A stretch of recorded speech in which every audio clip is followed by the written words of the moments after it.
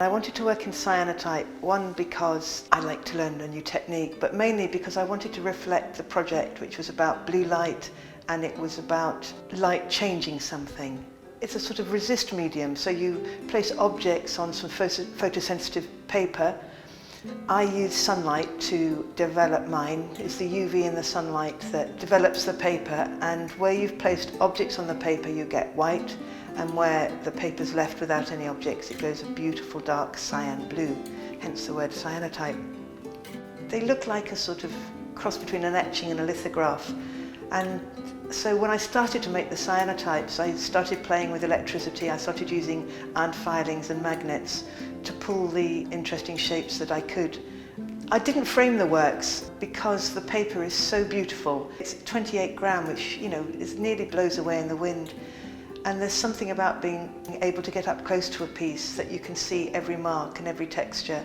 To the right of the cyanotype, there's a large portrait of a friend of mine called Max Eilenberg. And there are 3 very big portraits that I made a few years ago for a show at the National Portrait Gallery called The Portrait Anatomized.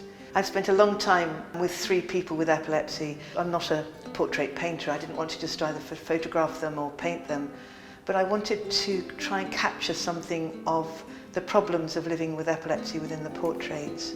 And the portrait next to him is of a young woman called Fiona, and she was very reticent about going public with her epilepsy, and she was particularly worried about telling any boyfriend she had about her epilepsy. So I placed her face in her heart because I felt that she was talking to me from the heart. The final portrait is of Elizabeth. What was interesting is when I did these 3 big portraits, the curator at the National Portrait Gallery said to me, "Wow, you've done 3 crucifixions." And sometimes as an artist you never notice it, but they've all got bare feet in the portraits and their arms are sort of out like this, and they are sort of crucifixions. I'm brought up Italian Catholic, so I suppose you can't really escape your background. In 2015, Andrew and I were commissioned outside of this project to make some joint work about optogenetics. Andrew made some wonderful stencils and brought them up to the studio, and I taught him the various techniques like chine collé and how to print and the way that I print. And we made, I think, probably about 15 or 20 prints together at quite a fast rate because it was going well. And these 4 in the room, I think, are probably 4 of the best ones we made during that collaboration. They represent, I think, both of our methods of working in a peculiar way. I mean, I think you could look at them and see them as Andrew's, but not quite, and you can look at them and see them as my work, but not quite. And I think the success came through the collaboration. One of the important things I brought was a kind of notion of stenciling and using talcum powder to block out parts of the print and the ink. And then we both played on building them up, using chine collé, a kind of colour layering and pressing together of the prints, and trying to reflect this kind of light and airiness of the body, but reflect also the process inside the brain and give some kind of illusion to what it might be like. And looking at the optogenetics, playing on the idea of this kind of chain of lights or these LEDs in the brain, and we use them represented as kind of very minute light bulbs in some places. Playing with that, playing with the ideas about the intrusion, the taking in of the opsin into the cells via a virus, via a viral vector, and then how that would be stimulated by the optrode, the electrode, which senses the problem in the brain when the waves are breaking up, but also tries to calm it down by shutting down particular cells. What it's about are kind of all the same in a way. They're about the optogenetics project, this way of potentially altering and controlling epilepsy through light and affecting neurons in the brain and calming them down, basically. A tale of 2. It's got USB fans that are programmable with words in it, and all of the words in the text come from ideas about the legality, sort of questions about the legality. Who owns a device that's in your body? How do you feel about what's the moral responsibility? What happens if it improves you? What happens if a device improves an athlete? All of those conditions, and about kind of potential of control from outside, because a lot of these things are now wireless. A lot of the work is interactive, and that's been a main part of it, about the notion of works being sensed and then switching on and switching off, or things happening.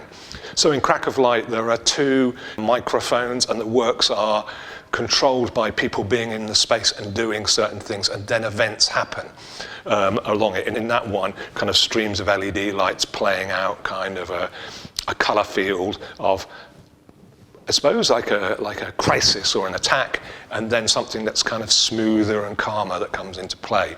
So this aspect of the optogenetics of calming things down, bringing things back to normal. And that's true of a lot of the things. Abyss is another work, more about this kind of search and about the devices in the brain and this kind of looking into something that we don't know about. All of the things, though I might say things about them, whether that's true, that's up to the audience to make a kind of story for themselves about it. I've got my ideas about where they came from. A lot of the work has been and come out of the kind of the experience of being embodied in the research for 2 years or 3 years.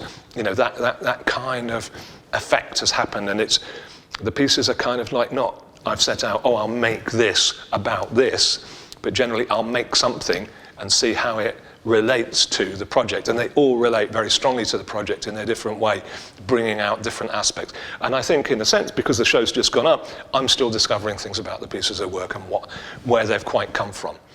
The weather balloon piece, the meteorological balloons, is all kind of hand-drawn neurons onto the balloons, and they have kind of different kind of feels to them. Some parts are kind of darker that arise when you see them when the balloons inflate, and there's something about them inflating, kind of getting quite wild, and then very calmly settling down in the process of the being switched on and switched off. The final piece is on the left-hand side, has a title which involves scope, and it's kind of almost refers to telescope and microscope, and it's kind of like an internal look. It's a kind of a place where you can look up and have a kind of magical experience. There's kind of regular neurons and broken neurons inside when you look up, and a complicated notion about our discoveries about ourselves, which is what all of this kind of science does. And though it's a project which is about helping people, it's also revealing things about ourselves, how we are and who we are in the world.